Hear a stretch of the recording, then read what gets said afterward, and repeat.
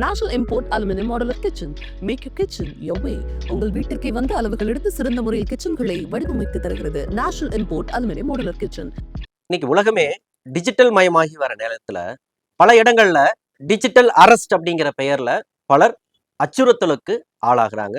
இது தொடர்பான பல்வேறு விவரங்களை, பல்வேறு சம்பவங்களை நாம் கேட்டு அதிர்ச்சி அடைந்திருக்கிறோம்.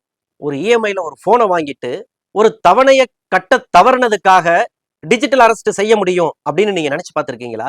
அப்படி ஒரு சம்பவம் நடந்திருக்கு. வாங்க என்னன்னு பேசலாம். காலம் கலிகாலங்க அப்படின்னு பெரியவங்க புலம்பி கேட்டிருப்போம். அது போல இது டிஜிட்டல் மோசடிகளின் காலம்னு சொல்ற மாதிரி இருக்கு நாட்டு நடப்புகள். எல்லாமே டிஜிட்டல் மயம். ₹1 சில்லற இல்லைன்னா கூட ஸ்கேன் பண்ணி பே பண்ற அளவுக்கு டெக்னாலஜி அப்டேட் ஆயிருக்கு. அதுக்கேற்ற மாதிரி மோசடிகளும் அப்டேட் ஆகிட்டு தானே இருக்கு. வாட்ஸ்அப்ல, ஃபேஸ்புக்ல நம்ம மெசேஜ் அனுப்புற மாதிரியே மெசேஜ் அனுப்பி மொத்த காசையும் சுருட்டுற சம்பவத்தையும் பார்த்தாச்சு. நம்ம போனுக்கு வர்ற மெசேஜ் தொட்டா கூட அது கண்ணிவெடி மாதிரி வெடிக்கணும்னு நினைச்சு பார்த்திருப்போமா என்ன? இப்படி டிஜிட்டல் மோசடிகளின் பல்வேறு பரிமாணங்களையும் அதுல சிக்காம நாம எப்படி விழிப்புணர்வோட இருக்கணுங்கிறத பத்தியும் பேசுறதுக்குன்னு இருக்கிறது தான் உங்கள் அங்குச மரம் சேனல். அப்புறம் என்ன, அங்குச மரம் சேனலை சப்ஸ்கிரைப் பண்ணுங்க, மறக்காம அந்த பெல் பட்டனை கிளிக் பண்ணிடுங்க. தொடர்ந்து இணைந்திருங்கள். அங்குசம் நேயர்களுக்கு வணக்கம். நடிகர் தனுஷ் நடிச்ச மாரிங்கிற ஒரு படத்துல அவர் ஆட்டோ டிரைவரா மாறினதுக்காக வழியில போற வரவனை எல்லாத்தையும் அள்ளி போட்டு என் வண்டியில ஏறுன்னு ஏத்திட்டு போவாங்க பாத்தீங்களா? அது போலதான் தமிழகத்துல இந்த கடன் தர வங்கிகளினுடைய நிலை. உங்களுக்கே சொந்த அனுபவம் நல்லாவே தெரியும். நாளொன்றுக்கு ஒரு அழைப்பாவது ஏதாவது ஒரு தனியார் பினான்ஸ் கம்பெனியில இருந்து கண்டிப்பா வரும். சார், உங்களுக்கு அந்த லோன் வேணுமா, இந்த லோன் வேணுமா, ஆஃபர்ஸ் இருக்கு, ஈஸி ப்ராசஸ் அப்படின்லாம் சொல்லி பல்வேறு அந்த அழைப்புகளை நாமளே எதிர்கொண்டிருக்கிறோம். இன்னைக்கு தமிழகத்துல எந்த பொருளையும் வெறும் ₹1 காசை கொடுத்து இஎம்ஐல வாங்கிட்டு வந்துட முடியும். அது ₹1 கோடி காரா இருந்தாலும் அது சாத்தியம்தான். ஆடி தள்ளுபடி, தீபாவளி தள்ளுபடி, புத்தாண்டு சலுகை அப்படின்னு சொல்லிட்டு ஒவ்வொரு திருவிழா கொண்டாட்டங்களையும் இது போன்ற விளம்பரங்களையும் நாம் பார்த்துக்கிட்டு தான் வரோம். உண்மையிலே சொல்ல போகணும்னா இன்னைக்கு எஜுகேஷன் லோன் வாங்குறதுக்கு தான் வங்கிக்கு நாயா அலைய வேண்டியது இருக்குது. ஆனா அதை தவிர மற்றதெல்லாம் ரொம்ப எளிதா கிடைச்சிரும் அப்படிங்கிறது தான் இன்னைக்கு யதார்த்தமா இருக்குது. இந்த பின்னணியில தான் தமிழகத்தை சேர்ந்த ஒருத்தர் தமிழகத்தினுடைய ஒரு முன்னணியான ஒரு பினான்ஸ் நிறுவனத்திடம் இஎம்ஐ வழியாக ஒரு போனை வாங்குறாரு. மாசம் ₹3210 அவர் இஎம்ஐ கட்டணும். இஎம்ஐ கட்டுறது எல்லாமே வங்கிக்கு போய் யாரும் கட்டுறது கிடையாது. ஆட்டோமேட்டிக்கா அவங்களுடைய அக்கௌண்ட்ல இருந்தே அது டெபிட் ஆயிடும். அது போன்றுதான் அவர் இஎம்ஐ டெபிட் ஆயிடுச்சுன்னு அவர் நினைச்சிட்டு இருக்கிறாரு. ஆனா ஒரு தவிர்க்க முடியாத காரணங்களால 1 மாத இஎம்ஐ அப்படிங்கிறது கட்டாமல் விடுபடுது. அது அவருடைய கவனத்துக்கு தாமதமாகத்தான் தெரிய வருது. சரி, அந்த இஎம்ஐயை அடுத்தது கட்டணும் அப்படிங்கிறதுக்காக அவர் முயற்சியில ஈடுபட்டு இருக்கிற நேரத்துல தான் அந்த ஒரு அதிர்ச்சியான ஒரு தகவல் அவருக்கு வந்து சேருது. அதாவது அவர் இஎம்ஐ வழியாக வாங்கின அந்த செல்போனை திறந்தா அந்த ஆசையா வாங்கின போன்ல அவருடைய மனைவியினுடைய புகைப்படத்தையோ, அம்மாவினுடைய புகைப்படத்தையோ, அல்லது தன்னுடைய பிஞ்சு மழலையினுடைய புகைப்படத்தையோ வைத்துதான் அழகு பார்ப்பாங்க. அதுக்கு தான் அவ்வளவு காசு கொடுத்து அந்த போனையும் அவங்க வாங்குறாங்க. ஆனா அவர் தன்னுடைய விருப்பத்திற்கு வைத்திருந்த லாக் ஸ்கிரீன் மற்றும் அந்த ஹோம் ஸ்கிரீன் முற்றிலும் மாறி இருக்கு. கை தவறி மாறிடுச்சா அப்படின்னா தான் அந்த இடத்துல இல்ல. இவருக்கு கடன் கொடுத்தான் பாத்தீங்களா, அந்த கடன் கொடுத்த கம்பெனிக்காரன் அவன் ஒரு ஸ்கிரீன்ஷாட்டை ரெடி பண்ணி இவருடைய போன்ல தெரியற மாதிரி வச்சிருக்கிறான். அந்த ஸ்கிரீன்ஷாட்ல என்ன விஷயம் இருக்கு தெரியுங்களா? அன்பார்ந்த வாடிக்கையாளரே, உங்கள் டிவிஎஸ் கிரெடிட் கடனுக்கான இஎம்ஐ தொகையை நீங்கள் செலுத்த தவறிவிட்டீர்கள். சட்டப்பூர்வ நடவடிக்கை.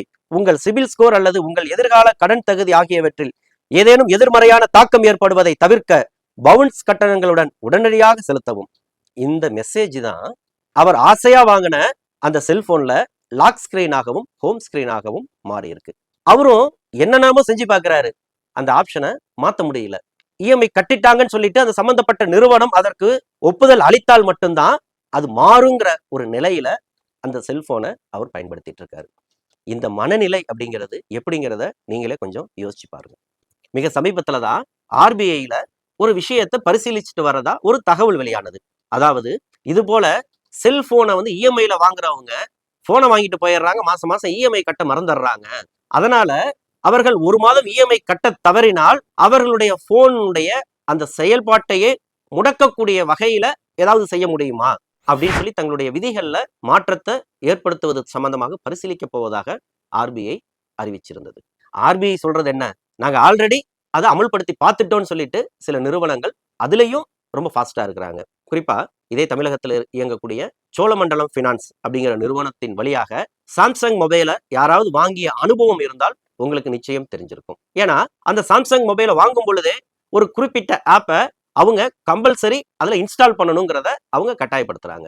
ஏன்னா நம்ம இஎம்ஐல வாங்குறோம், சரி ஏதோ அவங்க வந்து ப்ரொமோஷனுக்காக செய்யறாங்க போலன்ட்டு நம்மளும் அது தெரியாம நம்ம ஓடிபி எல்லாம் கொடுப்போம்.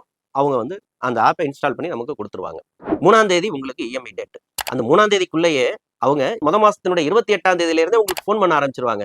ஐயா உங்களுக்கு 3ஆம் தேதி இஎம்ஐ ஞாபகம் இருக்கா? ஆமா ஞாபகம் இருக்கு. எப்ப நீங்க உங்க அக்கௌண்ட்ல பணம் போடுவீங்க? 3ஆம் தேதி இஎம்ஐனா 2ஆம் தேதி முதல் நாள் இருந்தா போதாதா? 2ஆம் தேதி இரவுக்குள்ள இருக்கும். இல்ல அதுக்கு முன்னாடி ஒரு தேதியில நீங்க பணம் போடுற மாதிரி நீங்க ஏற்பாடு பண்ணுங்க.